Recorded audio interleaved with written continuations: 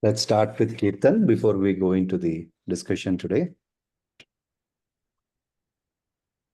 Jaya Radha Madhava Kunja Vihari Gopijana Vallabha Girivaradhari Jaya Radha Madhava Kunja Vihari Gopijana Vallabha Girivaradhari Yashodhanandana Vrajajana Ranjana Yashodhanandana Vrajajana Ranjana Yamuna Tiravanachari Yamuna Tiravanachari Jaya Radha Madhava Kunja Vihari Gopijana Vallabha Girivaradhari Jaya Radha Madhava Kunja Vihari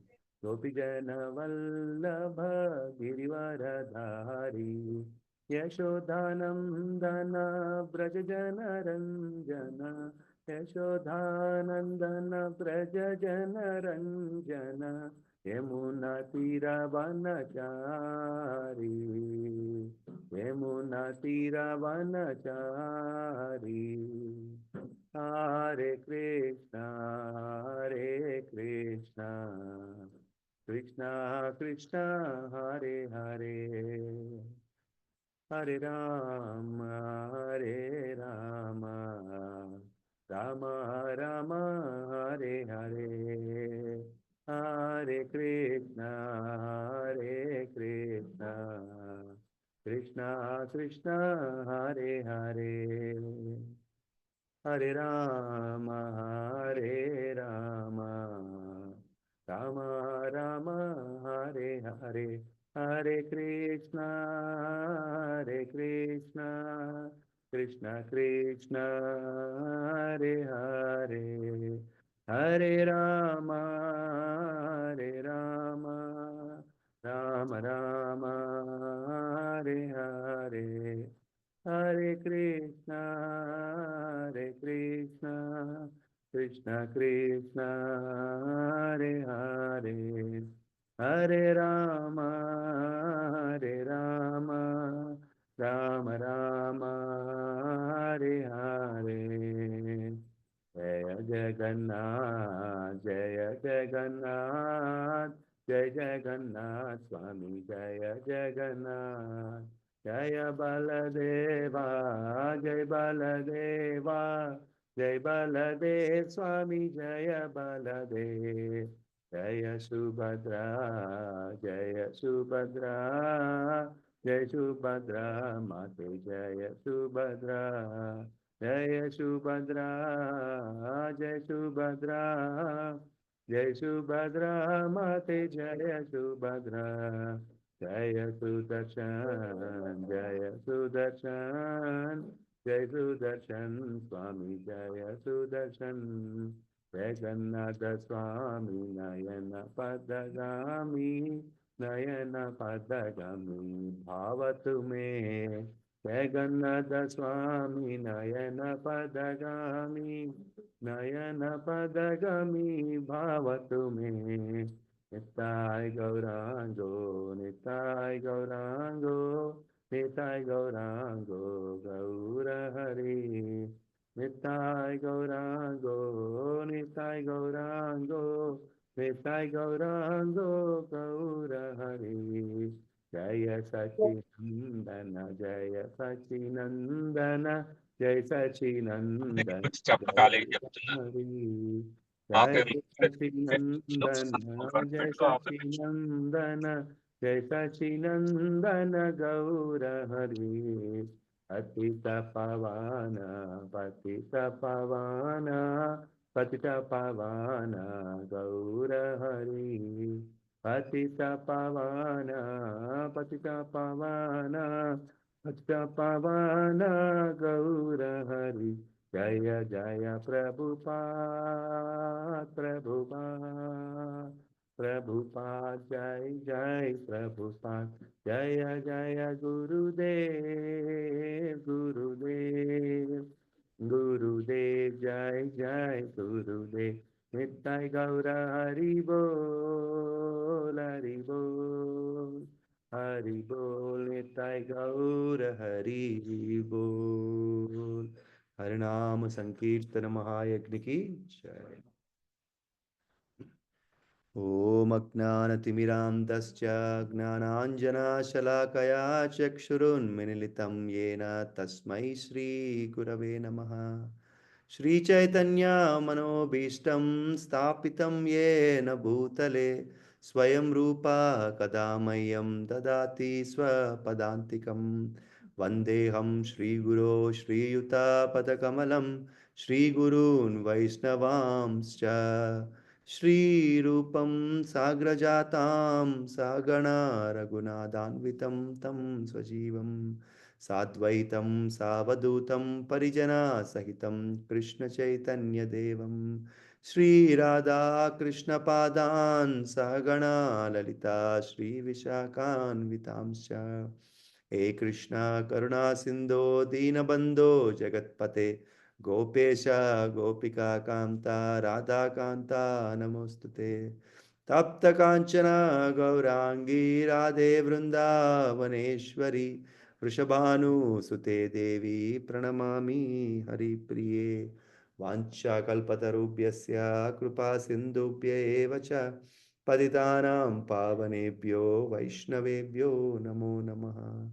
जय श्री कृष्ण चैतन्य प्रभो नित्यानंद श्री अद्वैता गदाधरा श्रीवासादि गौरभक्त वृंद। हरे कृष्णा कृष्णा कृष्णा हरे हरे हरे राम राम राम हरे हरे। ओम नमो भगवते वासुदेवाय। ओम नमो भगवते वासुदेवाय। ओम नमो भगवते वासुदेवाय। नारायणं नमस्कृत्य नरं चैव नरोत्तमं देवीं सरस्वतीं व्यासं ततो जयमुदीरयेत्। नष्टप्रायेषु अभद्रेषु नित्यं भागवत सेवया भगवते उत्तमश्लोके भक्तिर्भवति नैष्टकी। कृष्णाय वासुदेवाय देवकीनन्दनाय च नन्दगोपकुमाराय गोविन्दाय नमो नमः। नमः पंकजनाभाय नमः पंकजमालिने नमः पंकजनेत्राय नमस्ते पंकजांग्रे। नमो महावदन्याय कृष्ण प्रेम प्रदायते कृष्णाय कृष्ण चैतन्य नामिने गौरत्विषे नमः। नमो ब्राह्मण्याय देवाय गौ ब्राह्मणहिताय च जगद्दिताय कृष्णाय गोविन्दाय नमो नमः। नमः ओं विष्णुपदाय कृष्णप्रेष्ठाय भूतले श्रीमते भक्तिवेदान्ता स्वामिनिति नामिने। नमस्ते सरस्वती देवे गौरवाणी प्रचारिणे निर्विशेष शून्यवादी पाश्चात्य देशतारिणे। जय श्री कृष्ण चैतन्य प्रभु नित्यानंद श्री अद्वैत गदाधरा श्रीवासादि गौर भक्त वृंद। हरे कृष्णा कृष्णा कृष्णा हरे हरे हरे राम राम राम हरे हरे। हुकुम करोति वाचालं पंगं लंघयते गिरिं यत्तुकप्तां महं वन्दे श्रीगुरुदीनतारिणं श्रीपरमानन्दमाधवं श्रीचैतन्य ईश्वरम्। ओम पवित्रो पवित्रो वा सर्वावस्थं गतोऽपि वा यस्मरेत् पुण्डरीकाक्षं साप्याभ्यन्तरं शुचि। श्री विष्णु श्री विष्णु श्री विष्णु। हरे Krishna प्रभुजन माताजी's, please accept my humble obeisances to all of you. Very happy to see all of you. Jyotsna माताजी हरे कृष्णा दंडावत प्रणाम माताजी। शिल्पा माताजी हरे कृष्णा दंडावत प्रणाम। आदित्य संतोष प्रभु हरे कृष्णा दंडावत प्रणाम प्रभु। भार्गव प्रभु हरे कृष्णा दंडावत प्रणाम, थैंक्स फॉर ज्वाइनिंग। दीपा माताजी हरे कृष्णा दंडावत प्रणाम माताजी। हरे कृष्ण प्रभु जी धन्यवाद। Hare Krishna. J. Rao Prabhu, Hare Krishna, Dandavat Pranam. Karuna Mataji, Hare Krishna. Hare Krishna. Prabhuji. Hare Krishna. Dandavat Pranam. Katyani Mataji, Hare Krishna, Dandavat Pranam Mataji. Thanks for joining. Hare Krishna Prabhuji, Dandavat Pranam. Hare Krishna. Lavanya Mataji, Hare Krishna, Dandavat Pranam. Hare Krishna Prabhuji, Dandavat Pranam. Dandavat Pranam. Lilananda Prabhu, Hare Krishna, Dandavat Pranam Prabhuji. Thanks for joining. Hare Krishna, Prabhu. Dandavat Pranam. Happy Vaikuntha Ekadashi. Happy Vaikuntha Ekadashi Prabhuji. Thank you. Madhavi Mataji, Hare Krishna, Dandavat Pranam Mataji. Thanks for joining. Hare Krishna Prabhuji, Dandavat Pranam, Happy Vaikuntha Ekadashi. Thank you, Mataji. Wish you the same. Madhusudan Prabhu, Hare Krishna, Dandavat Pranam Prabhu. Neha Mataji, Hare Krishna, Dandavat Pranam. Thanks for joining. Hare Krishna Prabhuji, Dandavat Pranam. Padmavati Mataji, sorry, Hare Krishna. Thank you, Dandavat Pranam. Thanks for joining. Hare Krishna Prabhuji, Dandavat Pranam. Dandavat Pranam. Pragnya Mataji, Hare Krishna, Dandavat Pranam. Hare Krishna Prabhuji, Dandavat Pranam. Raghavendra Prabhu, Hare Krishna, Dandavat Pranam. Thanks for joining. Hare Krishna Prabhuji, Ekadashi Shubhakankshalu. Thank you, Prabhuji. Meeku kuda Ekadashi Shubhakankshalu, Vaikuntha Ekadashi. Thank you, Hare Krishna. Hare Krishna. Shri Gopal Prabhu, Hare Krishna. Thanks for joining, Prabhu. Dandavat Pranam. Dandavat Pranam, Prabhuji. Saurav Prabhu, Hare Krishna. Dandavat Pranam, Prabhuji. Hare Krishna Prabhuji, Dandavat Pranam. Shri Giriraj Prabhu, Dandavat Pranam, Prabhu. All glories to Jai you. Thanks for joining. Jai. Jai. All the devotees, all glories to all of you. Thank you. Dandavat Pranam. Subhara Prabhu, Hare Krishna. Subhara Prabhu ji ki jai. Thank you, Prabhu. Thanks for joining. Dandavat Pranam. Sucharita Mataji, Hare Krishna. Thanks for joining, Mataji. Dandavat Pranam. Hare Krishna Prabhuji, Dandavat Pranam. Dandavat Pranam. Hare Suma- Krishna Prabhuji, Dandavat Pranam Prabhuji. Dandavat Pranam. Dandavat. Hare Krishna, Suma Mataji. Thanks for joining. Vani Mataji, Hare Krishna. Dandavat Pranam. Thanks Hare for joining. Prabhuji, Dandavat Pranam. Hare Krishna Prabhuji, Dandavat Pranam Prabhuji. Vanilla Mataji, Hare Krishna. Hare Krishna Dandavat Pranam. Dandavat Pranam. Hare Thank Krishna you. Prabhuji, Dandavat Pranam. Dandavat Pranam, Mahesh Prabhu, Hare Krishna. Thanks for joining.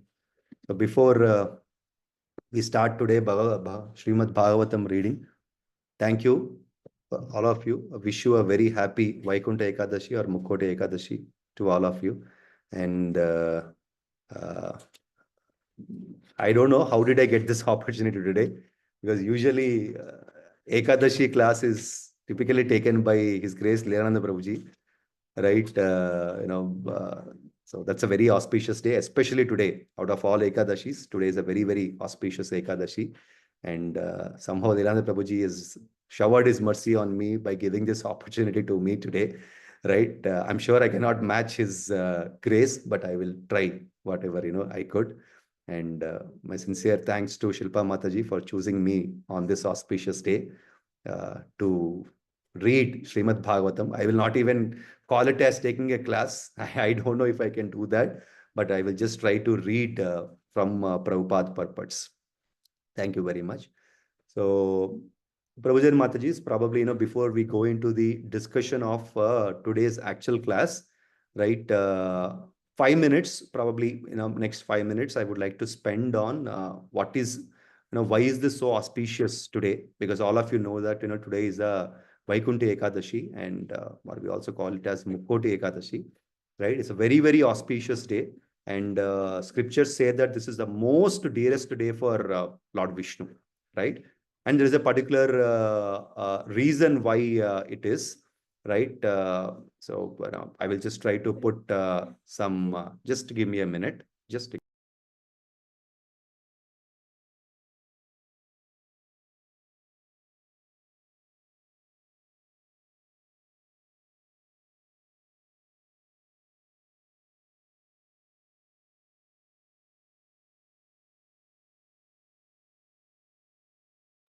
Sorry, please forgive me. So, yeah, there is a pastime behind why we actually celebrate Vaikuntha Ekadashi, and what is the legend behind, what is the significance behind the Vaikuntha Ekadashi. Probably, I will try to discuss that in next couple of minutes before we go into the actual class today, because it's a very, very auspicious day, and we all need to understand what is the significance of such an auspicious day today. I'm sure a lot of you knows this pastime, right? Just whoever knows it, it's just a refresh brushing on that.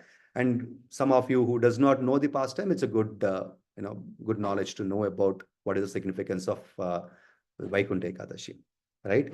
So we all know that when Lord Krishna or Lord Narayana has created, or actually wanting to create this world or create the cosmic manifestation, right? Brahma has taken birth from him, right? And he is sitting on the lotus flower, which is bloomed from the navel of Lord Vishnu. And we all know that, right? I will not go into detail. And he was, he was actually performing his austerity or doing his tapasya, right? And Lord Krishna gave him all the Vedas, which are like manual based on which he can create the entire cosmic manifestation, right? So in those days, Vedas are not like how we are looking at them today. They are not written anywhere, right? So Vedas are never written. They are like, they're in a form of somebody giving this knowledge to somebody. Krishna is giving this knowledge to Brahma. So it is in that form, not a written form, right? It is always in the form of chanting them or probably reciting them, something like that, right? So while that is happening, there are two demons who are born from the ear of Lord Vishnu, right? They are called Madhu and Kaitaba, right? There are two demons. So these two demons, what they did is they went to Brahma, right? And they have stolen the knowledge of Vedas. Stealing does not mean that, they physically have stolen the books, because there were no books, right? But that kind of knowledge what he had within him, right? That potency, that internal potency of Lord Brahma through the Vedas, they have stolen it, right? They have stolen it and they have gone down into the ocean and they have hid there, right? So probably this can be, Shastras also explained to some extent that, this is because little bit of carelessness of Lord Brahma. This could be a pastime of Lord Vishnu also, because nothing happens without his knowledge, right? And Lord Brahma went and, offered his obeisances to Lord Vishnu and prayed to him, right? Saying, this is what happened exactly. So, I need your help. What do you want me to do? And Lord Vishnu or Narayana, told him, don't worry, right? I will take care of it. I will come back to you. Then he went to the ocean, the depth of the ocean, and he had a discussion with Madhu and Kaitaba. He said, it is not good, whatever you have done. I would suggest that, you return the knowledge of the Vedas to Lord Brahma and go back to your place, right? You are also apparently my children, right? Because they have appeared from Lord Krishna, right? Apparently you are my children. So don't get into these things. So just, peacefully resolve it. Don't get into the discussions or don't get into the fights, right? So he's trying to create that kind of, what do you call the peace between Lord Brahma and these demons, right? Settlement kind of thing. So Lord Vishnu tried that. I don't want to fight with you and all those things. So go put it back, give it back to Lord Brahma, go back to your place and tell me what you want. I will best of that, right? I will give you that benefit. Demons, right? How will they listen to, Lord Krishna so easily, right? That is a demonic mentality. They will never do that, right? They will not agree immediately. So they said, forget about you giving us an offer. We will give you an offer, right? Tell us what you want, right? Then we will give that to you, right? Oh, Lord Krishna smiled. Oh, is it? Okay, fine. All right. Then he said, okay, so I would like to ask you the same thing, right? Go give the knowledge of Vedas back to Brahma, because he has a lot of work to be done, right? He does not have time. And go back to your original position, right? Let's not get into this fightings at this point of time. Demons again, right? They are not going to agree so easily, right? So they said, all right, we will do that, but on one condition. And Krishna said, okay, what? What is that condition that? They said, you will have to fight with us. That what you call that? Kusti, that Mallayuddham, right? Wrestling, right? For 1 month, right? After that, we will do it based on whatever is the result, right? If you win, then definitely we will go back, give the knowledge back to Brahma, and we will go back to our original position, right? Krishna smiled and said, okay, fine, let's do it. So they have fought for 1 month with the Lord, right? Srimad Bhagavatam explains during the pastime of Jaya and Vijaya, it is basically the intention of God to fight, where he empowers some of his devotees to have that kind of power to fight with them. Right? Otherwise, who can fight with Lord? Right?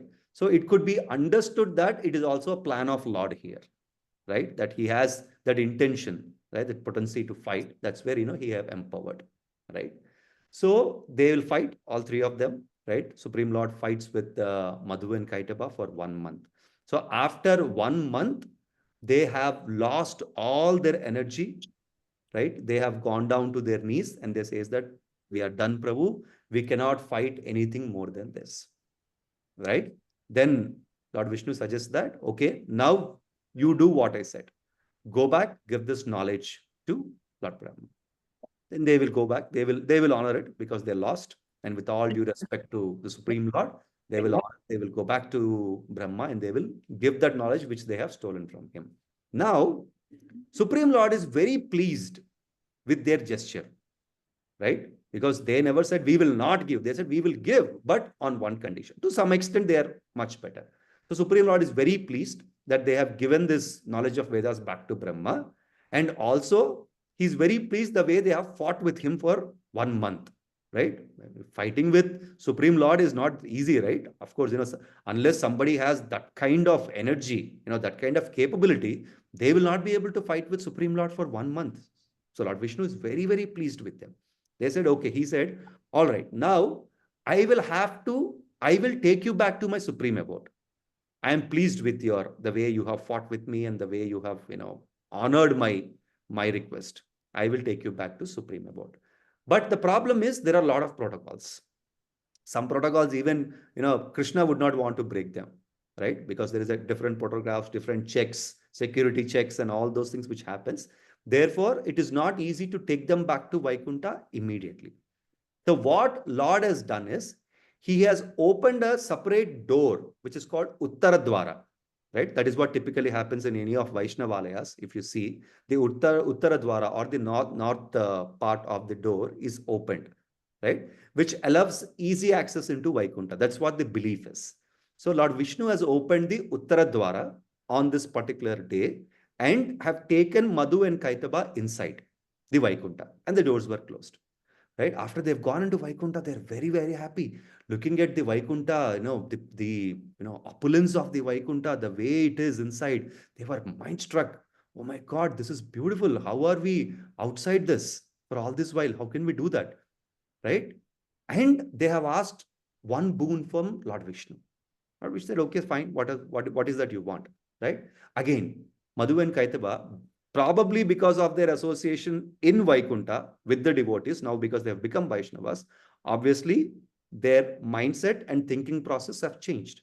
Now they have asked a boon that, my Lord, the kind of benefit or benediction we had coming into Vaikuntha, right? We would like to pass on this benediction to all the mankind, right?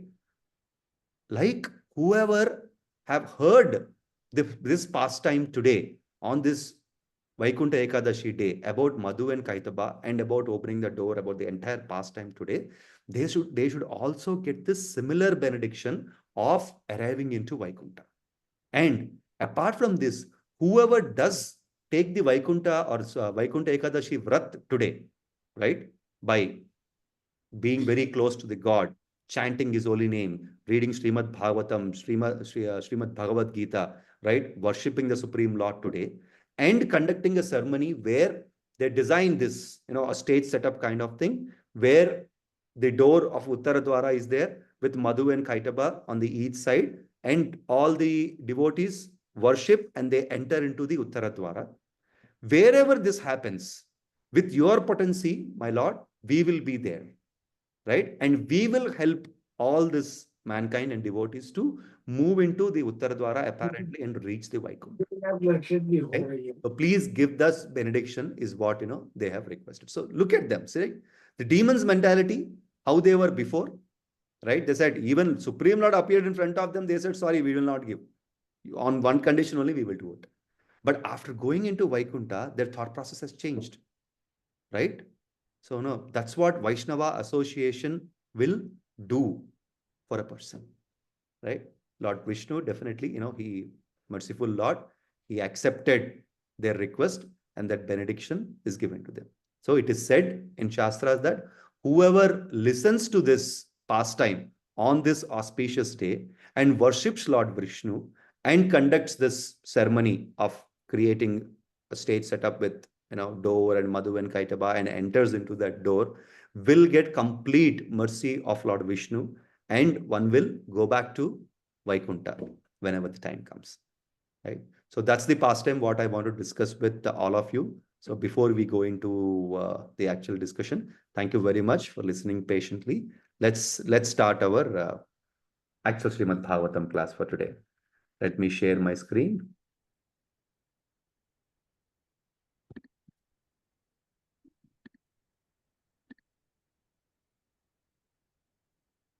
I always ask people, don't eat Chinese. The Gen Z people are into this Chinese fried rice and all. Please avoid it because it's actually affecting your reproductive system.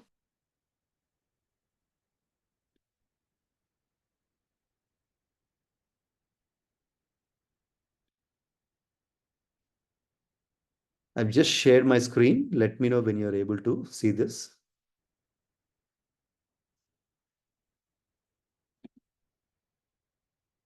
Shilpa Mataji, is the screen visible? Everything okay? Yes, bro. Hare Krishna. Okay. So, Prabhuji and Matajis, we are going to read about chapter 5 of Canto 7 of Srimad Bhagavatam. So, just to give you a synopsis of this chapter, this is basically the discussion between Hiranyakashipu, Prahlad Maharaj, and the teachers of Prahlad Maharaj, whose names are Sanda and Amarka. Right? Sanda and Amarka are the sons of Shukracharya, who is actually the head priest for the entire Asuras. All of you know that, right? He's a priest for, Hiranyakashipu as well, right? So that's the discussion. So in summary, this whole chapter is Sanda and Amarka are teaching Prahlad Maharaj. Prahlad Maharaj comes to his father, right, after finishing some level of education, and his father Hiranyakashipu asks him what is that he learned, right, for all this while.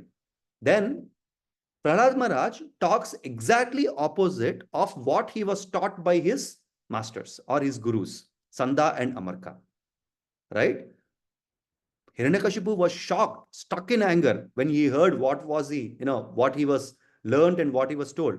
He initially thought that he was being taught wrong things, right, by his masters, by his gurus, Sanda and Amarka.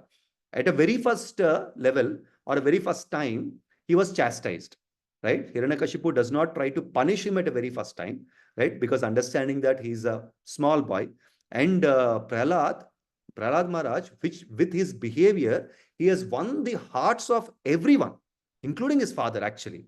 Right? Hiranyakashipu had so many sons. It's just not only Prahlad Maharaj. But Prahlad Maharaj is the most dearest son of Hiranyakashipu because of his behavior. Right? Very, very humble behavior. And everybody thought that, he is somebody different. Right? Somebody different and has some, saintly powers.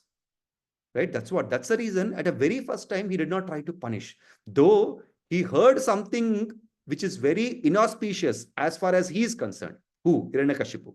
As far as he is concerned, though he heard something very, very inauspicious and not something he want to hear in his entire life.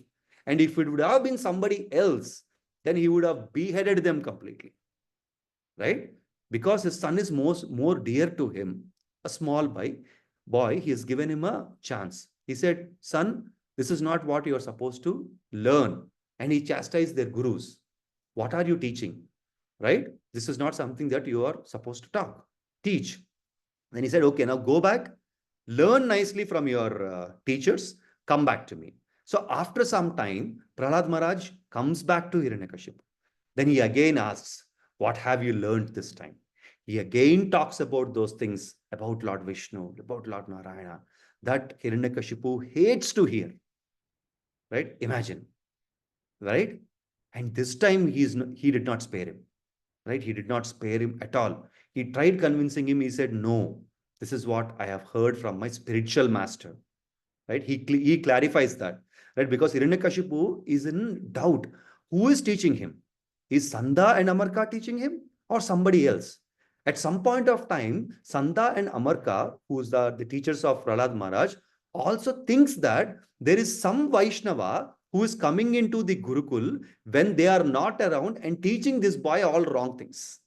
That's what they felt, right? And they very politely, they try to interrogate, right, Prahlad, right? Who is that person? Who is coming that? Because they're not able to figure out, they're not able to find out who is them, right? But Prahlad Maharaj always very clear. This was taught to me. I learned this from my spiritual master. And who is the spiritual master of Prahlad Maharaj?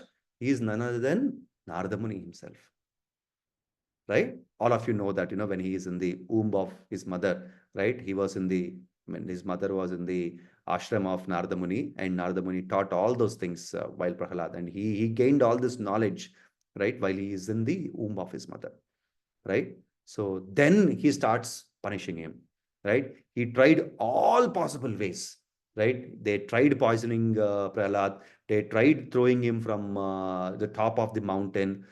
They tried probably, putting snakes on him, right?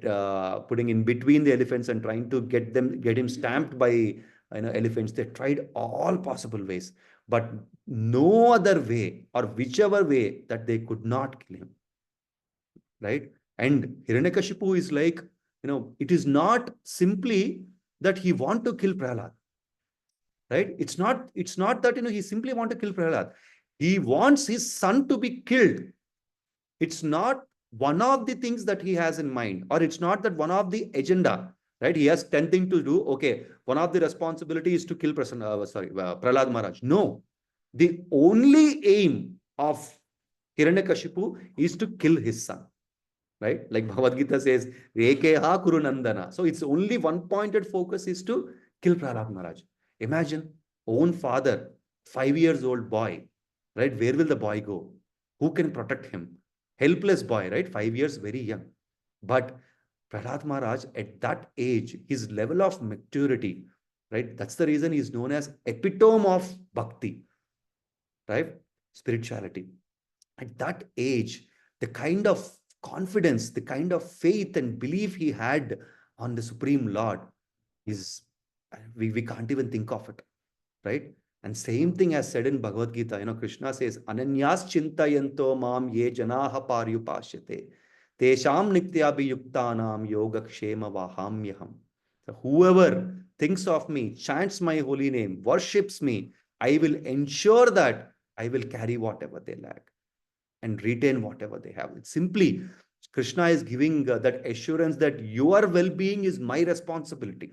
I will take care of you, right? And that's exactly the practicality of what Krishna is showing here. If you look at this pastime of Prahlad Maharaj, right? A simple, small 5 years old boy who's helpless and his own father trying to kill him mercilessly, and which is the only agenda of him, and nobody can save, right? And Prabhuji and Mataji's, Hiranyakashipu is not an ordinary demon. Not at all. He's a very, very powerful demon, right? One lift of the eyebrow of Hiranyakashipu, people those days used to piss in their pants. Sorry to use this word, that's the kind of, demon he was. And all the demigods, right? Like Indra, Varuna, all these demigods are under his control, right? They're literally sitting in his kitchen, right? Nobody can fight with him. That's kind of power and potency he had, right? You know that, his own brother, Hiranyaksha, he took the entire planet down, right? We can't even imagine their potency and their power, right? That kind of powerful demon trying to kill his own son, right? But the only hope what Prahlad Maharaj had is, my Lord will help me or protect me. And that strong faith, right, made him to stand strong. And Krishna reciprocated that very well, right? So with that synopsis of this chapter, let's go into the shloka, right? This chapter has about 55 shlokas, but, I'm going to cover the first 15 shlokas of this chapter, and the rest will be, followed by the other devotees. I think tomorrow we have Padma Mataji who will be taking care, right? So we will start with one. So seventh canto, fifth chapter, and first shloka. I will read this shloka translation and purport.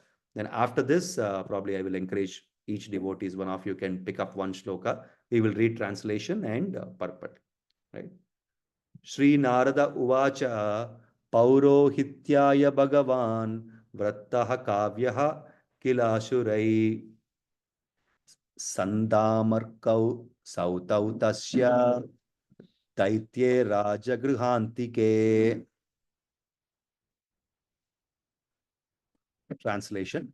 The great saint Narada Muni said, the demons headed by Hiranyakashipu accepted Shukracharya as their priest for ritualistic ceremonies. Shukracharya's two sons, Sanda and Amarka, lived near Hiranyakashipu's palace. Purport by His Divine Grace, A.C. Bhaktivedanta Swami Srila Prabhupada Ki Jai. The beginning of the life story of Prahalad is recounted as follows. Shukracharya became the priest of atheists, especially Hiranyakashipu. And thus, his two sons, Sanda and Amarka, resided near Hiranyakashipu's residence. Shukracharya should not have become the priest of Hiranyakashipu because Hiranyakashipu and his followers were all atheists. A Brahmana should become the priest of a person interested in the advancement of spiritual culture, right? The very name Shukracharya, however, indicates a person interested in obtaining benefits for his sons and descendants, regardless of how the money comes. A real Brahmana would not become a priest for atheistic men, right? Hare Krishna. So we have seen that. Prabhupada explains that, right? This is not a behavior or an approach what a real Brahmana should be ideally taking. Because the fundamental duty of a Brahmana is to spread the Brahmagnana and always help people to grow spiritually, right? If you look at, a lot of munis who are in the courts of Dasraj Maharaj, Vasishta Muni, right? And Garga Muni, right? Who is in the court of Ugrasena, or probably, Vasudeva, who's actually the family priest of Lord Krishna in his family, right?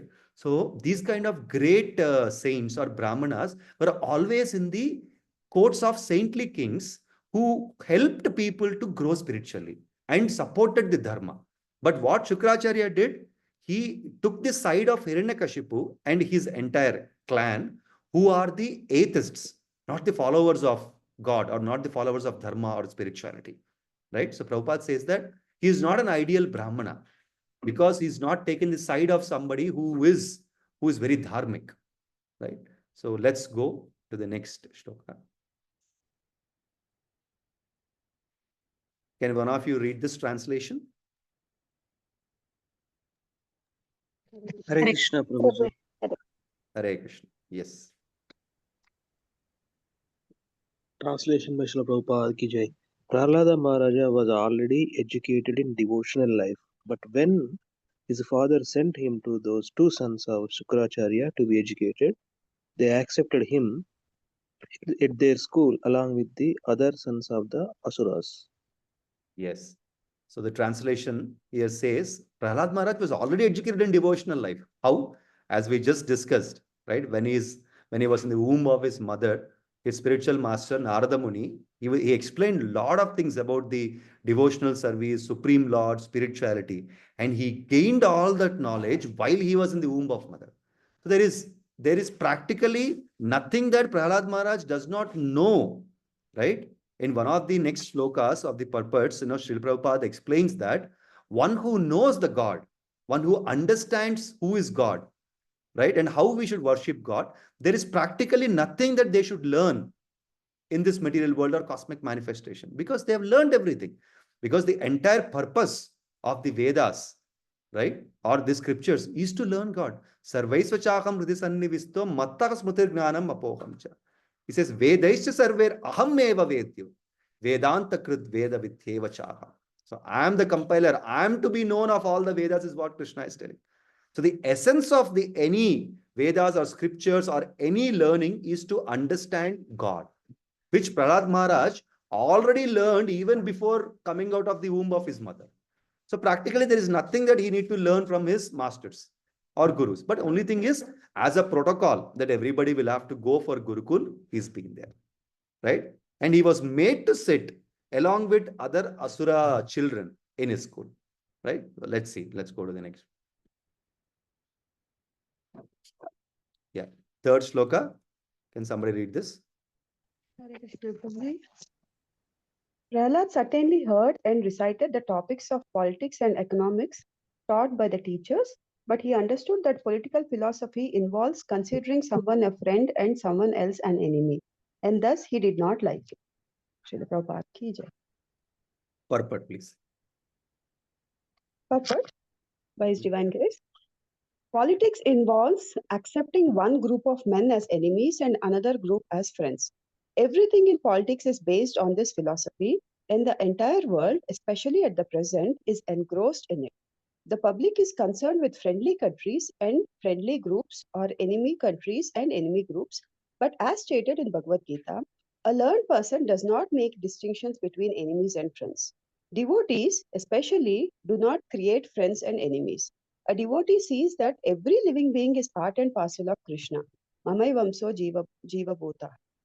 Therefore, a devotee treats friends and enemies equally by trying to educate them both in Krishna consciousness. Of course, atheistic men do not follow the instructions of pure devotees, but instead consider a devotee their enemy. A devotee, however, never creates a situation of friendship and enmity. Although Prahlad Maharaj was obliged to hear the instructions of Sanda and Amarka, he did not like the philosophy of friends and enemies, which forms the basis of politics. He was not interested in this philosophy. Hare Krishna, thank you. Hare Krishna. So in this purport, Srila Prabhupada is explaining that Krishna does not have any, he's not biased basically, right? Everybody is equal to him, right? There are a lot of references. Hare Krishna. Sorry. Yeah. So Supreme Lord is not biased, right? He treats all the living entities equally because it is said that we are the fragmental part and parcel of Lord Krishna. Mamai Vamsho Jiva Loke Jiva Bhutaha Sanatana. But Krishna says that you are contaminated because of your association with the material world, but you are part of me, right? And in 18th chapter, Krishna also says that Brahma Bhutaha Prasannatma na Sochati na Kankshati. Samaha Sarveshu Bhuteshu Mad Bhaktim Labate Para. So when he quotes this, right? Especially when he talks about the quality of a devotee, how a devotee should be, right? And one of the quality is he's equally disposed towards every living entity. Samaha Sarveshu Bhuteshu, right? And that kind of devotee eventually comes back to me, is what Krishna says. So one of the qualities of a devotee where Krishna is expecting that, to come back to him is Samaha Sarveshu Bhuteshu. That means equally disposed to all living entities, just not humans, right? Every living entity. Therefore, Prahlad Maharaj was learning something different, completely contrast to what his spiritual master told him or taught him. Therefore, he's not able to accept it. He was not ready, right? Because he's hearing. Whereas in political and economic situations currently, people are divided into friends and enemies, right? Some of them we do treat them as enemies, right? Which he's not able to accept that because his spiritual master taught him something else, right? Let's see next. Yeah, fourth shloka. One of you can read this. Hare Krishna Prabhuji. Hare Krishna. Translation. My dear King Yudhishthira, once upon a time, the king of the demons, Hiranyakashipu, took his son Prahlada on his lap and very affectionately inquired, "My dear son, please let me know what you think is the best of all the subjects you have studied from your teachers." Purport. Hiranyakashipu did not ask his young son anything that would be very difficult for him to answer. Instead, he gave the boy a chance to speak plainly about whatever he thought might be best. Prahlada Maharaja, of course, being a perfect devotee, knew everything and could say what the best part of life is. In the Vedas, it is said, Yasmin Vijnate Sarvamevam Vijnatam Bhavati. If one properly understands God, he can understand any subject matter very nicely. Sometimes we have to challenge big scientists and philosophers, but by the grace of Krishna, we emerge successful. It is impossible, practically speaking, for ordinary men to challenge scientists or philosophers concerning genuine knowledge.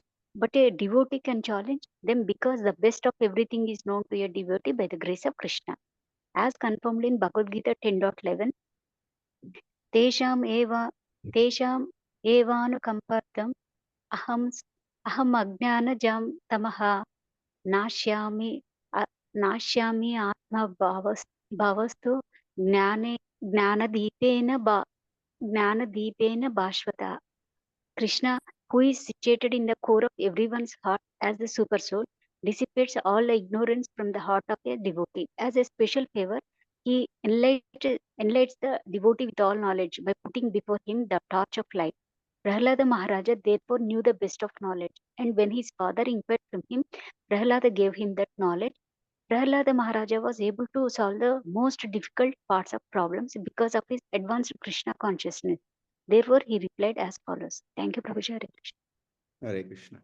So, Prabhuji and Mataji, if you see this particular verse, this is the trigger of the entire pastime of Prahlad Maharaj, right? Because this is the first time Hiranyakashipu got a shock of his life from his own son, right? Till then, he was all in all very favorable to his son, because the way his son behaves, the way he respects, so humble attitude, he was all in all, very, very, very, very dear to his son, right? But this is the very first moment or the trigger where, Prahlad Maharaj started talking, because he asked, and look at, the verse, if you see, he did not really ask what he wants to listen from Prahlad Maharaj, because he knows that he is a small boy. He asked him, tell me whatever you have learned, right? It's not something specific that he wanted to understand. Whatever Prahlad Maharaj has learned, he want to understand, right? So let's see what Prahlad Maharaj actually talks now. Now it'll start getting interesting from here, right? Yeah. 5th verse. Can somebody read this translation? Hare Krishna Prabhuji, can I read? Yes, Mataji.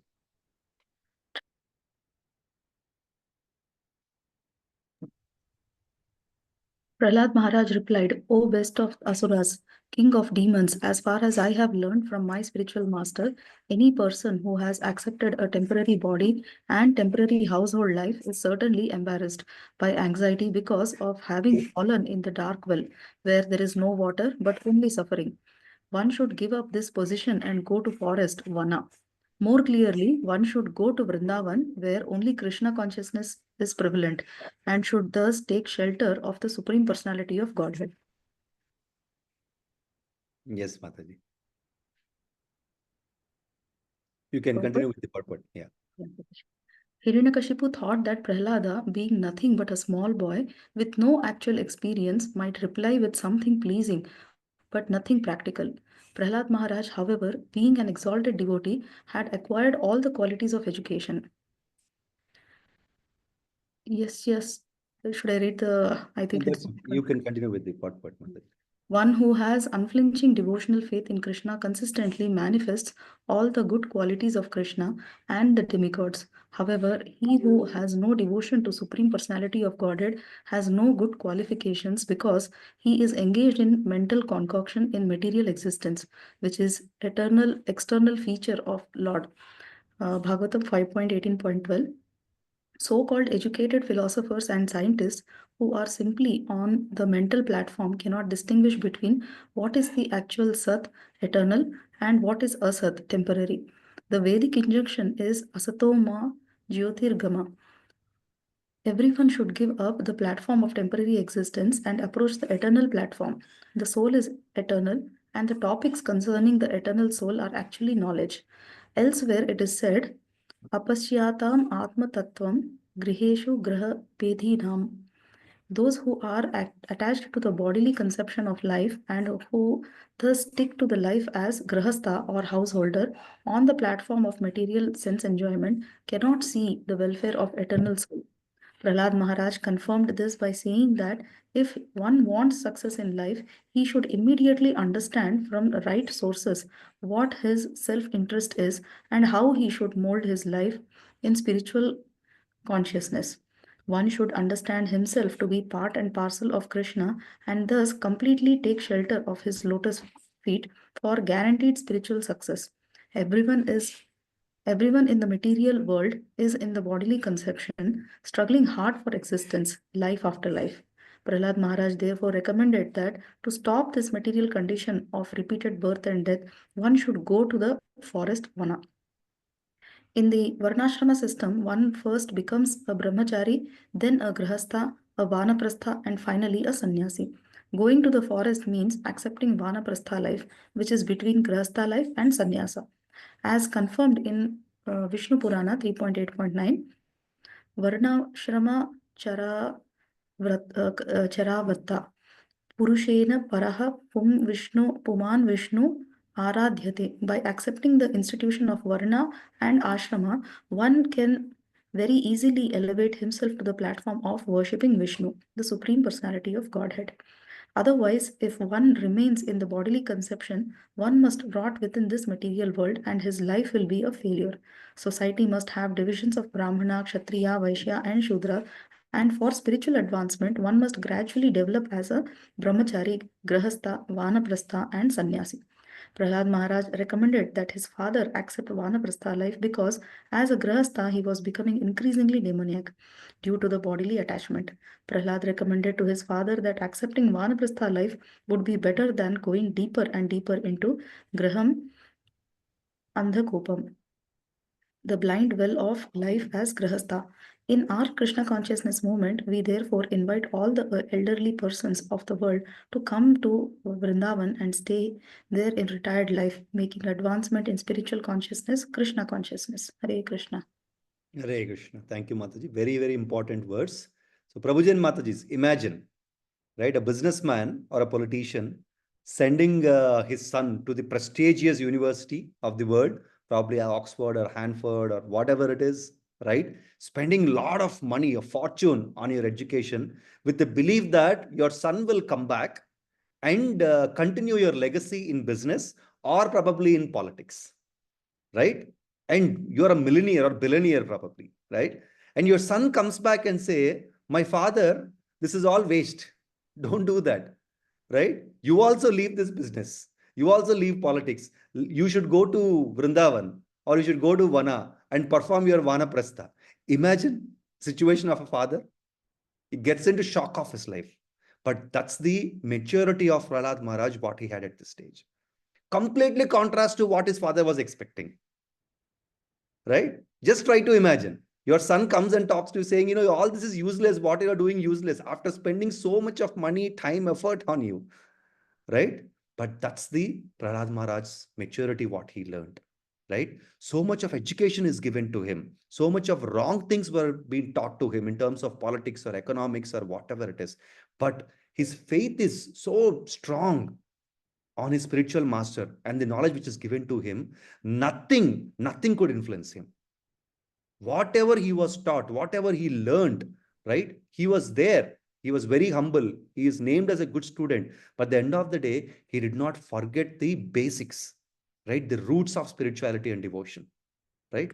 So that's what, this purport explains, right? Now we will try to see what are the reactions of Hiranyakashipu. Yeah, one of you can read this. Hare Krishna, Prabhu. Can I read it, Prabhu? Yes, please. Narada Muni continued, when Prahlad Maharaja spoke about the path of self-realization in devotional service, thus being faithful to the camp of his father's enemies, Hiranyakashipu, the king of demons, heard Prahlada's words and he laughingly said, thus is the intelligence of children spoiled by the words of the enemy. Yeah. Haribol. Yeah, please continue with the purport. Purport. Hiranyakasipu, being a demon, would always consider Lord Vishnu and his devotees to be his enemies. Therefore, the word Parapaksha, on the side of the enemy, is used here. Hiranyakasipu never agreed with the words of Vishnu or Krishna. Rather, he was angered by the intelligence of a Vaishnava. Lord Vishnu, Lord Krishna says, Sarva Dharman Parityajya Mamekam Saranam Vraja. Sorry, Prabhu. Sorry, Prabhu. This is No problem. Sarva Dharman Parityajya Mamekam Saranam Vraja. Give up all duties and surrender unto me. But demons like Hiranyakasipu never agree to do this. Therefore, Krishna says, Namam Dushkratino Mudaha Prapadyante Naradamaha Mayaya Prahrita Gnana Asuram Bhavamashritaha. Those miscreants who are grossly foolish, lowest among mankind, whose knowledge is stolen by illusion, and who partake of the atheistic nature of demons, do not surrender unto me. Bhagavad Gita 7.15. The Asura Bhava, the atheistic nature, is directly represented by Hiranyakashipu. Such persons being Mudha and Naradhama, fools and rascals, the lowest of men, would never accept Vishnu as the supreme and surrender to him. Hiranyakasipu naturally became increasingly angry, and his son Prahlada was being influenced by the camp of the enemies. He therefore asked that saintly persons like Narada not be allowed within the residential quarters of his son, for otherwise Prahlada would be further spoiled by Vaishnava instructions. Hare Krishna. Hare Krishna. So look at Hiranyakashipu's first reaction, right? He did not take Prahlad seriously because he's a boy, right? And he laughingly said, this is what happens when you get influenced by enemy, the words of enemy. The children are spoiled. So he's directly or indirectly, perhaps, reflecting that on the Narada Muni, because he knows that, he's in the association of Narada Muni, right? And Narada Muni is a great devotee of Lord Krishna. So obviously he would have influenced him, is what, Hiranyakashipu's thought. And he's given a very clear instructions, right? You'll see next, right? So let's go next and see. Yeah, 7th verse. Can somebody read this?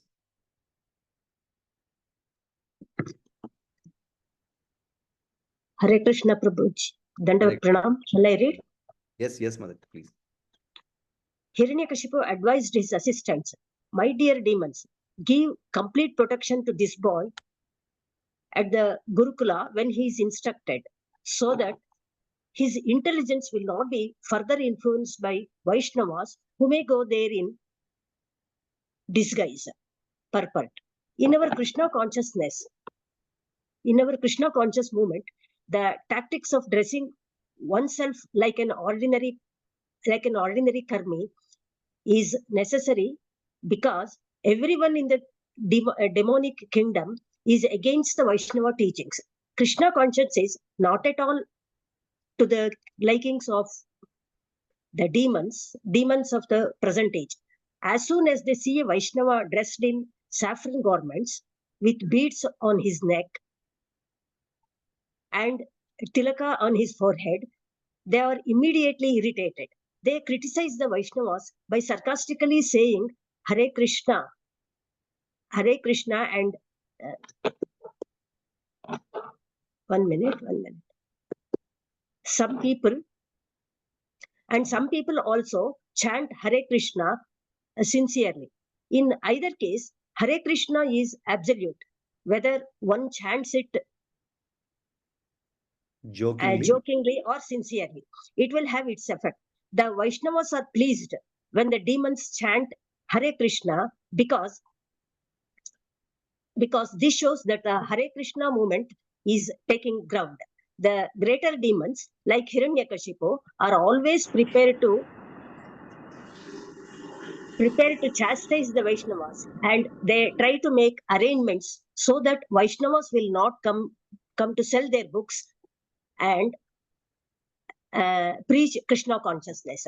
Thus, what was done by Hiranyakashipu long ago is still being done. That is the way of materialistic life. Demons or materialists do not at all like the advancement of Krishna consciousness, and they try to hinder it in many ways. Yet the preacher of Krishna consciousness must go forward in their Vaishnava dress or any other dress for the purpose of preaching. Chanakya Pandita says that if an honest person deals with a great cheater, it is necessary for him to become a cheater also for the purpose of cheating, but to make his preaching successful. Hare Krishna, Prabhuji. Hare Krishna. So you see the instruction of Hiranyakashipu first, and let's go into the purport of Srila Prabhupada. Right? So he's clearly giving instruction that, protect this boy from Vaishnavas. Right? He knows that who's that Vaishnava, Narada Muni. Protect this boy. Let Narada Muni not come there. Let that Vaishnavas not come in the association of Prahlad Maharaj, because they're polluting him. They're contaminating him. So protect this boy. Hiranyakashipu, a demon, feels that this boy should be protected from Vaishnavas by not contaminating. Right? Look at the demonic nature. Right? Will Vaishnavas contaminate or pollute somebody? Or will they cause damage to somebody? Absolutely no. But the demons feel that somebody, Vaishnavas can influence this boy and contaminate him. That's the reason he's asking them to protect this boy. Right? With such a kind of big word he used. Right? And Srila Prabhupada explains in this purport that, this is a demonic nature. Right? Hiranyakashipu thinks that, Vaishnavas should be eliminated. They should not be allowed into that ashram. Right? He should not go into association of Vaishnavas. Right? And that same attitude we are still seeing in our society, Prabhuji and Matajis. And Srila Prabhupada pointed this out almost 40-45 years back. See, we are only going more and more bonkers on that. Right? Nothing is being stabilized at this point of time. Right? So when Vaishnavas go, when our devotees go onto the roads for, distributing books, we see that often. Right? Recently also, I don't know how many of you have come across this case. Right? ISKCON devotees in a town called Guntur, they were stopped by the local MLA by distributing the books. Right? For distributing the books, they have stopped by the local MLA. And she says that, no, you can't do that. Right? Because Vaishnavas are very tolerant. Right? They're very humble. Our devotees did not really fight back or raise voice on her. But what is so unconstitutional about it? Are we not allowed to distribute the knowledge, the spiritual knowledge? Is it a crime? Is somebody doing a crime by distributing Bhagavad Gita, Srimad Bhagavatam, or spiritual books of Srila Prabhupada to all the people around? Is it a big crime? The people who actually commit abnormal crimes, they're all safe under the protections. But people like us who are on the roads to spread the devotion, to spread the spiritual activities, are being targeted. Right? Demonic nature. This is Kali Yuga, and this is coming from Satya Yuga. It's nothing new for us. Therefore, Prabhupada says, a preacher should never look back, never stop, keep going. Face the hurdles, cross them, keep going. Right? Hare Krishna. Let's go into the next one. Yeah, 8th verse. Hare Krishna, Prabhuji. Hare Krishna. His Grace Srila Prabhupada. When Hiranyakashipu's servants brought the boy Prahlada back to the Gurukula, the place where Brahmanas taught the boy, the priests of the demons Sanda and Amarka pacified him. With very mild voices and affectionate words, they inquired from him as follows. Purport. Sanda and Amarka, the priests of the demons, were eager to know from Prahlad Maharaj who the Vaishnavas were that came to instruct him in Krishna consciousness.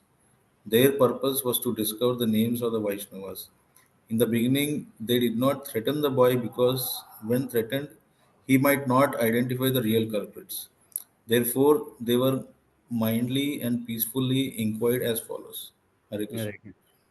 So it's simple because he's also the son of the emperor Hiranyakashipu, and and small boy. They did not really threaten him immediately because he might get scared and he might not actually tell the truth. Therefore, he asked them. They have asked him very, very politely. Right. Let's see the next one. Number 9. Yes. One of Hare you can. Krishna Prabhuji. Hare Krishna. Translation. Dear son Prahlada, all peace and good fortune unto you. Kindly do not speak lies. Just reply with the truth. These boys you see are not like you, for they do not speak in a deviant way. How have you learned these instructions? How has your intelligence been spoiled in this way? Purport. Prahlada Maharaja was still a boy, and therefore his teachers thought that if they pacified the little boy, he would immediately speak the truth, revealing the secret of how the Vaishnavas came there to teach him lessons in devotional service. It was surprising, of course, that in the same school the other boys of the Daityas were not polluted. Only Prahlada Maharaja was supposedly polluted by the instructions of the Vaishnavas. The main duty of the teachers was to inquire whose these Vaishnavas were that came to teach Prahlada and spoil his intelligence. Hare Krishna Prabhuji. Hare Krishna. They started inquiring very submissively, right? They started inquiring on, who is that person who came, right? Because they want to know the truth, right? Let's see next.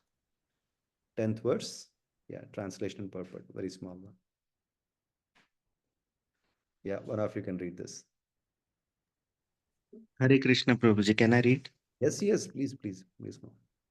Uh, Translation. O best of your family, has this pollution of your intelligence been brought about by you or by the enemies? We are all your teachers and are very eager to hear about this. Please tell us the truth. Purport. Prahlad Maharaj teachers were astonished that a small boy could speak such excellent Vaishnav philosophies. Therefore, they inquired about Vaishnavas who stealthily taught it to him in order that these Vaishnavas might be arrested and killed in the presence of Prahlad's father Hiranyakashipu. Hare Krishna. Thank you. So the Sanda and Amarka's only agenda at this point of time is to find out who is that Vaishnava who polluted, is what they feel, right? And apparently, if they can find out and submit him in the court of Hiranyakashipu, then he can be killed, and these teachers can be awarded, right? So Prabhupada also explains in the next verses of this chapter that this is not an attitude of a Brahmana, because Brahmana surrenders only to Supreme Lord, not to anybody, right? So these are all fake Brahmanas is what Prabhupada explains. Let's see that. Yeah, 11th verse. Can somebody read this? Hare Krishna Prabhuji. Yes. Translation by His Divine Grace. Prahlad Maharaj replied, "Let me offer my respectful obeisances unto the Supreme Personality of Godhead, whose external energy has created the distinctions of my friend and my enemy by deluding the intelligence of men. Indeed, I am now actually experiencing this, although I have previously heard of it from authoritative sources." Purport.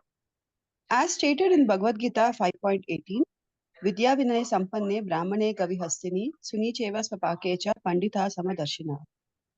The humble sage, by virtue of true knowledge, sees with equal vision a learned and gentle Brahmana, a cow, an elephant, a dog, and a dog outcast.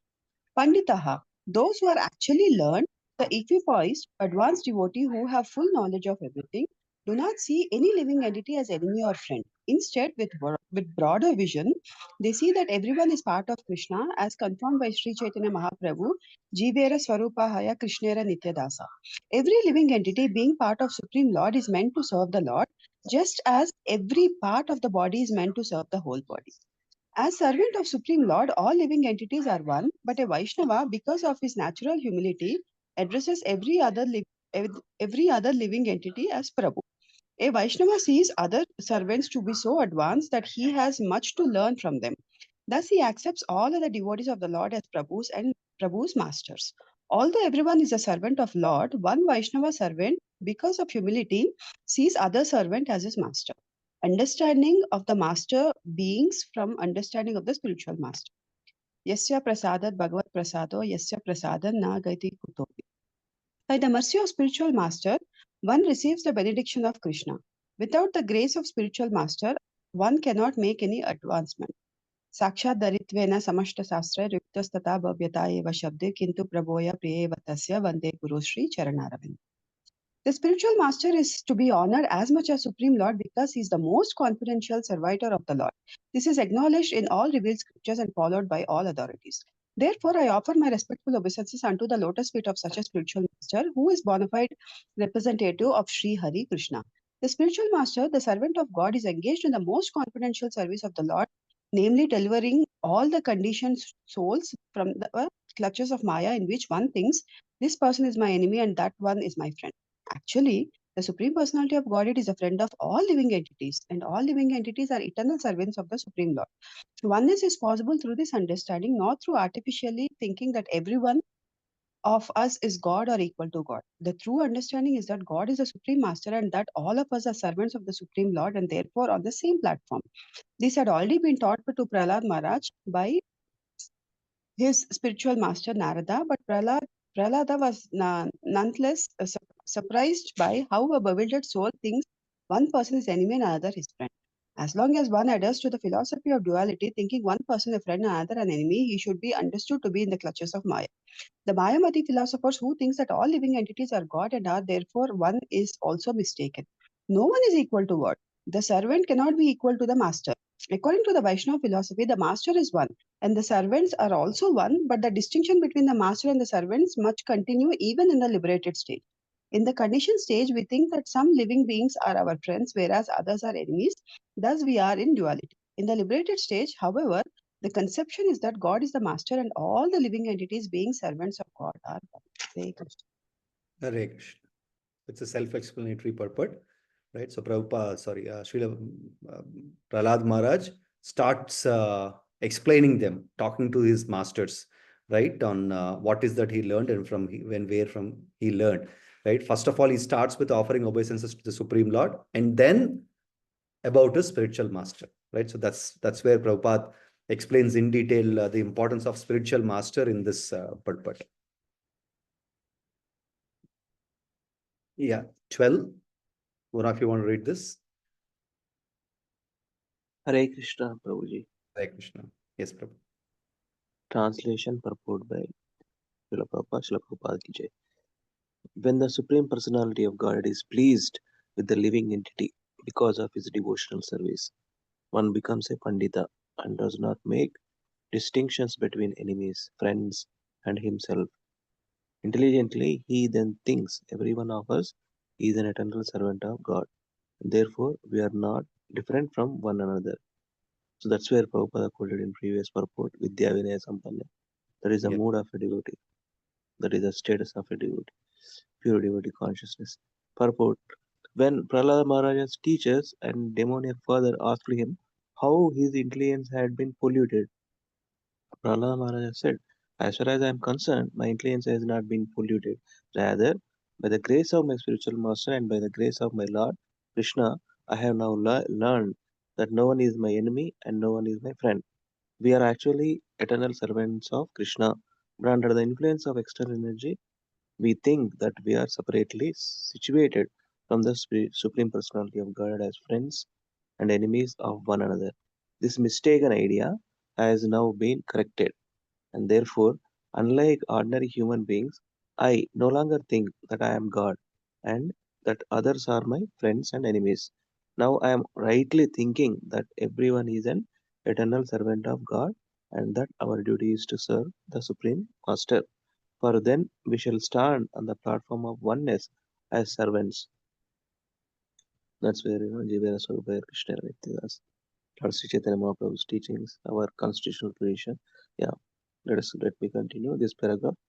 Demons think of everyone as a friend or enemy, but Vaishnavas say that since everyone is servant of the Lord, everyone is on the same platform. Therefore, a Vaishnava treats other living entities neither as friends nor as enemies, but instead tries to spread Krishna consciousness, teaching everyone that we are all one as servants of the Supreme Lord, but are uselessly wasting our valuable lives by creating nations, communities, and other groups of friends and enemies. Everyone should come to the platform of Krishna consciousness and thus feel oneness as a servant of the Lord. Although there are 8,400,000 species of life, a Vaishnava feels this oneness. The Ishopanishad advises Ekatvam Anupashyataha.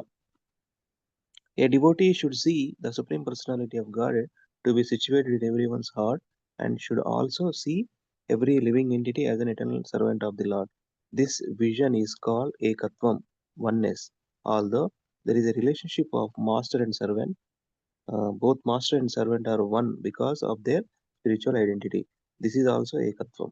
Thus, the conception of Ekatvam for the Vaishnava is different from that of the Mayavadi. Hiranyakashipu asked Prahlada Maharaja how he had become antagonist to his family, antagonistic to his family. When a family member is killed by an enemy, all the members of the family would naturally be inimical to the murderer. But Hiranyakashipu saw that Prahlada had become friendly with the murderer. Therefore, he asked, who has created this kind of intelligence in you?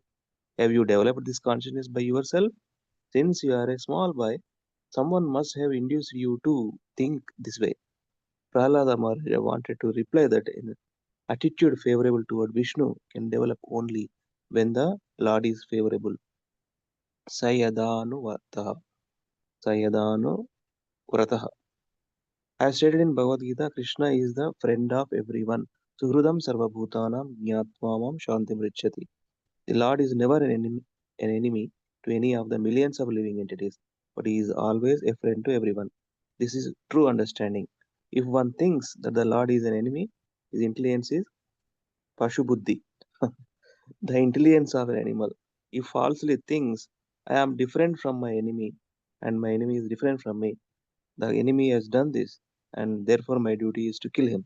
This misconception is described in this verse as Veda Gatasati.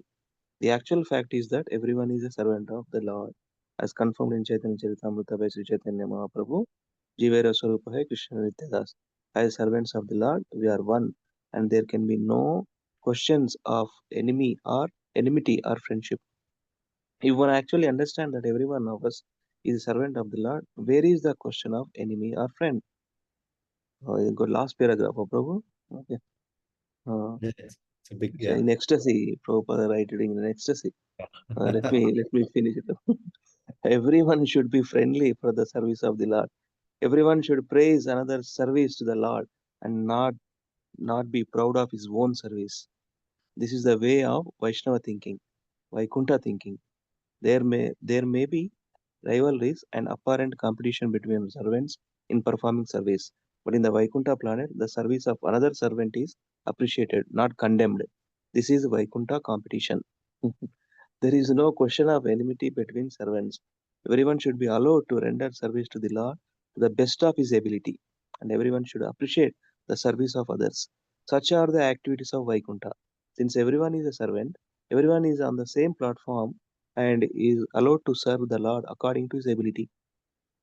As confirmed in Bhagavad Gita 15.15, Sarvasya chaham hridi sannivishto matta smritirgyanam apohanam cha. The Lord is situated in everyone's heart, giving dictation according to the attitude of the servant. However, the Lord gives different dictation to the non-devotees and devotees. The non-devotees challenge the authority of the Supreme Lord, and therefore the Lord dictates in such a way that the non-devotees forget the Lord's service, life after life, and are punished by the laws of nature. But when a devotee very sincerely wants to render service to the Lord dictates in a different way. As the Lord says in Bhagavad Gita 10.10, my favorite ones, Prabhu. Tesham satata yuktanam bhajatam priti purvakam dadami buddhi yogantam yena mamupayanti te. To those who are constantly devoted and serving me with love, I give the understanding by which they can come to me. Everyone is actually a servant, not an enemy or friend, and everyone is working under different directions from the Lord. who directs each living entity according to his mentality. Thank you for the opportunity, Prabhu. Hare Krishna. Hare Krishna, Prabhu. Prabhupada wrote in ecstasy, and you read in ecstasy also. Such a huge, large purport. So Prabhupada primarily discusses about the devotional service and what is an attitude of a devotee, right?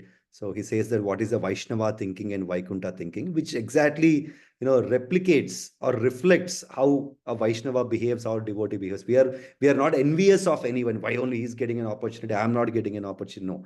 If you do a rose petals mala, I will do lily petals mala, right? So it's for Supreme Lord. It's appreciation. It's a healthy competition, right? Hare Krishna. Yeah, 13. One of you can read this. Hare Krishna. Yes, Maharaj. Hare Krishna. Translation and purport by His Divine Grace A.C. Bhaktivedanta Swami Srila Prabhupada ki jai. Translation. Persons who always thinks in terms of enemy and friend are unable to ascertain the super soul within themselves. Not to speak of them, even such exalted persons as Lord Brahma, who are fully conversant with the Vedic literatures, are sometimes bewildered in following the principles of devotional service. The same Supreme Personality of Godhead who has created this situation has certainly given me the intelligence to take the side of your so-called enemy. Should I continue, purport? Yes, please read the purport, Maharaj. Purport. Prahlad Maharaj admitted frankly, my dear teachers, you wrongly think that Lord Vishnu is your enemy, but because he is favorable towards me, I understand that he is friend of everyone. You may think that I have taken the side of your enemy, but factually he has bestowed a great favor upon me. Hare Krishna. Hare Krishna. So Prahlad Maharaj is explaining what to think of you. Even Lord Brahma gets bewildered, right? Who is actually knowing the complete knowledge of Vedas himself get bewildered. That's the potency of Lord. What to talk about you. And please don't think that, I am favorable to your enemy or I am in contact with your enemy. No, I'm actually bestowing special mercy, right? Because he has special mercy on me, I'm attracted to him, right? So he's clearly chastising, or he's not probably chastising, but he's giving a very clear and straightforward answer that Vishnu is not an enemy, right? Yeah, 14. One of you can read this. Prabhu, I am reading. Yes, Prabhu. Yes. O Brahmanas, as iron attracted by a magnetic stone moves automatically toward the magnet, my consciousness, having been changed by his will, is attracted by Lord Vishnu, who carries a disc in his hand. Thus, I have no independence. Purport. For iron to be attracted by a magnet is natural. Similarly, for all living entity to be attracted towards Krishna is natural. And therefore, the Lord's real name is Krishna, meaning he who attracts everyone and everything. The typical example of such attraction are found in Vrindavana, where everything and everyone is attracted by Krishna. The elderly persons like Nanda Maharaja and Yashoda Devi, the friends like Sri Dama, Sudama, and other cowherd boys, the gopis like Srimati Radharani and her associates, and even the birds, beasts, cows, and calves are attracted. The flowers and fruits in the gardens are attracted. The waves of the Yamuna are attracted. And the land, sky, trees, plants, animals, and all other living beings are attracted by Krishna. This is the natural situation of everything in Vrindavana. Just contrary to the affairs of Vrindavana is the material world, where no one is attracted by Krishna and everyone is attracted by Maya. This is the difference between the spiritual and the material worlds. Hiranyakashipu, who was in the material world, was attracted by women and money, whereas Prahlada Maharaja, being in his natural position, was attracted by Krishna.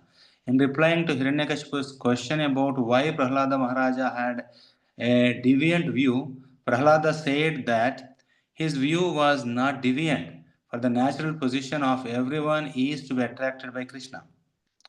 Hiranyakashipu found this view deviant, Prahlada said, because of being unattracted by Krishna, Hiranyakashipu therefore needed purification. As soon as one is purified of material contamination, he is again attracted by Krishna. Sarvopadi vidhitam tatparatvena nirmalam.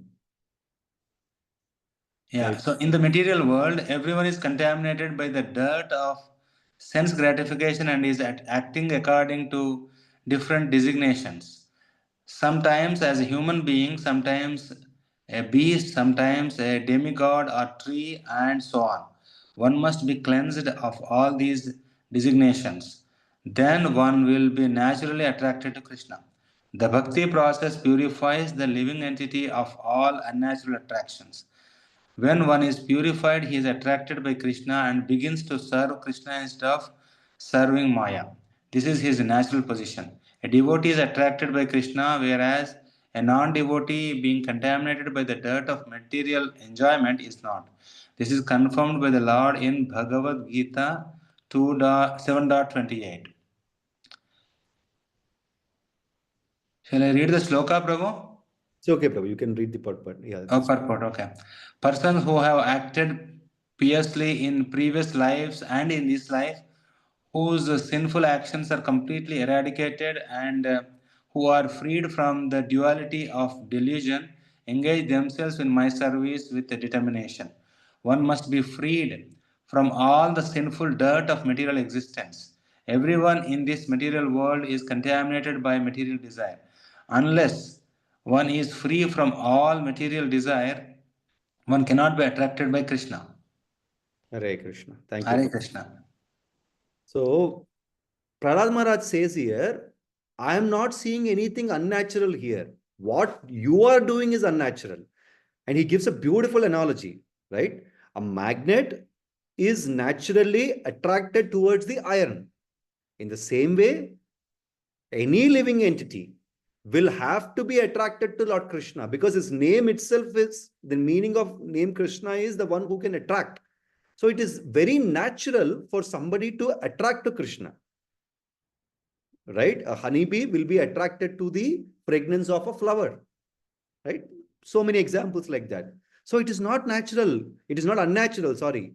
Natural is definitely being attracted to Krishna. I am not unnatural. In fact, you are unnatural because you have no attraction towards Krishna. That means fundamentally there is something wrong, right? Some manufacturer defect. Check that. Kuch chip galat ho gaya, right? Check on that, right? I'm perfectly fine because that's the natural tendency of a living entity, and he gives a lot of the information, right? The last verse of this shloka or this from today's class, I will read this. So number 15, translation. The great saint Narada Muni continued, the great soul Prahlad Maharaj became silent after saying this to his teachers, Sanda and Amarka, the seminal sons of Shukracharya. These so-called Brahmanas then became angry at him because they were servants of Hiranyakashipu. They were very sorry, and to chastise Prahlad Maharaj, they spoke as follows, which Padma Mataji will discuss tomorrow morning, what they have spoken to Prahlad Maharaj. Let's see the purport. The word Shukra means semen. The sons of Shukracharya were Brahmanas by birthright, but an actual Brahmana is one who possesses the Brahmanical qualities. The Brahmanas Sanda and Amarka, being seminal sons of Shukracharya, did not actually possess the real Brahmanical qualifications. For they engaged as servant of Hiranyakashipu, an actual Brahmana is very much satisfied to see anyone, not to speak of his disciple, become a devotee of Lord Krishna. Such Brahmanas are meant to satisfy the Supreme Master. A Brahmana is strictly prohibited from becoming a servant of anyone else, for that is the business of dogs and Sudras. A dog must satisfy his master, but a Brahmana does not have to satisfy anyone. He is simply meant to satisfy Krishna. Anukulyena Krishnanu Sheelanam. That is the real qualification of Brahmana. Because Sanda and Amarka were seminal Brahmanas and had become servants of such a master as Hiranyakashipu, they unnecessarily want to chastise Prahlad Maharaj. So as I discussed earlier, Prabhupada is discussing the qualities of Brahmana here, right? And he confirms that Sanda and Amarka are not real Brahmanas. right? In 18th chapter, 42nd shloka, Lord Krishna beautifully explains in Bhagavad Gita about the qualities of Brahmanas. He gives 9 qualities.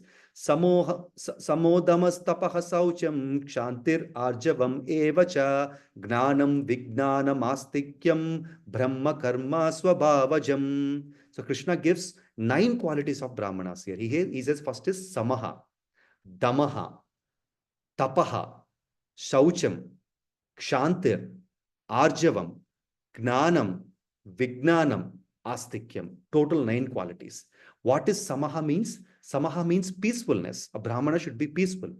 Damaha means self-control. Tapaha means austerity. Saucham, purity. Kshantir, tolerance. Right? Arjavam, honesty. Gnanam, knowledge. Vignanam, wisdom. Right? And astikyam, religiousness. They should have all these 9 qualities. And these 2 Brahmanas who are apparent supposed to be Brahmanas, they are completely contrast to this. Right? They don't have any of these qualities. That's the reason Prabhupada says these are not the actual Brahmanas. Actual Brahmana does not behave like this, and they will not be ready to chastise Prahlad Maharaj, because a quality of a Brahmana is, though somebody is not their disciple, they will still be happy looking at them if they are becoming devotee of Lord Krishna. Right? With that, I will conclude the session today. Thank you very much. If there are any feedback, any reflections, probably we can take in the interest of time. I know it's a working day. I'm sorry, we are delayed by 15 minutes. So if there are anything, probably anything to discuss or any feedback, any reflections, we can spend probably a couple of minutes and then we can conclude. Thank you very much.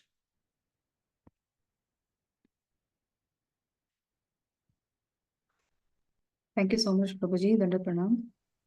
It's a very divine opportunity, Prabhuji. Thank you so much. Hare Krishna. Thank you, Prabhuji. Hare Krishna. Hare Krishna. Hare Krishna, Prabhuji. Thank you very much. Dandavat Pranams. Hare Krishna, Prabhu. Thank you. No questions? Thank Hare Krishna. you, Prabhuji. Pranam, Hare Prabhuji. Krishna. Thank you. Hare Dandavat Krishna, Pranam. Prabhuji. Thank Thank you. you, Prabhuji. Hare Dandavat Krishna. Pranam, Prabhuji. Hare Krishna. Hare Vaishnavi. Krishna Prabhuji, Thank Dandavat you. Pranam. Thank you very much, Thank Prabhuji. you. Dandavat Pranam, Prabhuji. Hare Pranam, Krishna. Prabhuji. Thank you, Lilananda Prabhu. Thank you so much, For Prabhuji. giving your slot to me. I am No, Krishna planned this, Prabhuji, transcendentally. you Hare bestowed Krishna. your mercy on me today on this auspicious day. Thank you. Thank you very much. Hare Krishna. Dandavat Pranam. Dandavat Pranam.